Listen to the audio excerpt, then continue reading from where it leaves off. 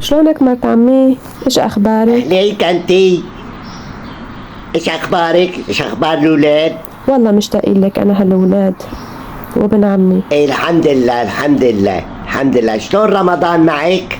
ما بفضى والله يا مرت عمي، ما بفضى. شفتي شهر رمضان وصيام ورمضان وفطور وسحور واكل وعزايم وقصص وحكايات. لا لا لا. ما بعرف يعني النهار شلون ببلش، ما بتعرفي النهار شلون بيخلص. ولا تواخذيني يا مرت عمي لحد الان رح يخلص رمضان ولسه ما بينت يلا لعندي. طولي بالك طولي بالك. هدي. خلاص أنا عزمتك على الفطور أنت والأولاد وابني. بدك تعزميني مرت عمي؟ إيه. لا مرت عمي، خلي لي قلبك يا رب. دا أساوي كبة. بدك تسوي كبة بصينية؟ ايه يعني صينيتين ثلاثة مرت عمي.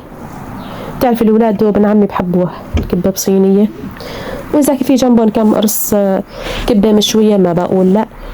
كان أنا وكان هالولادات. ايه مرت عمي. لك والله ما بدي أعزبك يا مرت عمي، لا ما بدي أعزبك يا مرت عمي. ايه يعني صحنين ثلاثة يعني جنبهم يا برا أو يا لنجي.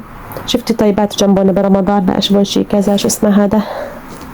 ايه سلطة ايه بنسوي سلطة، سوي لنا سلطة. وفتوش لابن عمي كمان، ابن عمي شفتي بحب الفتوش. ما تحطي له بقى مرت عمي. ايه ولبن عيران.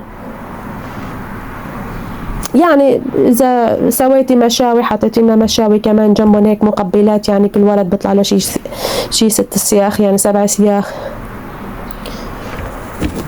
والله ما بدي اعذبك يا مرت عمي، بتعرفي انا هالولادات ما بناكل يعني، ما والله ما في قابليه والله يا مرت عمي. ديني رمضان والله ما في قابليه يا مرت عمي.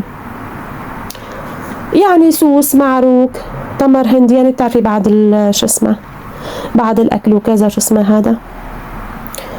ايه لا ما بدي اعذبك ما بدي اعذبك. هو كله صدر كنافه او يعني هذا حلاوه الجبن، او سويتي لنا قطايف. والله انا نفسي مشتهيه على القطايف والله، بس ما بدي اعذبك مرت عمي. لا ما بسوي ما بدي يعني. بقول كنتي بقول يعني ايش رايك نأجلها بكره؟ ان شاء الله بتاكلي سم انت وولادك يخرب بيت.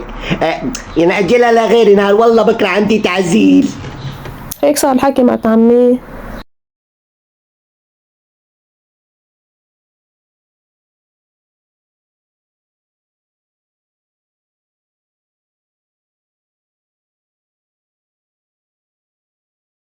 يعني اجي بكره ولا ما اجي؟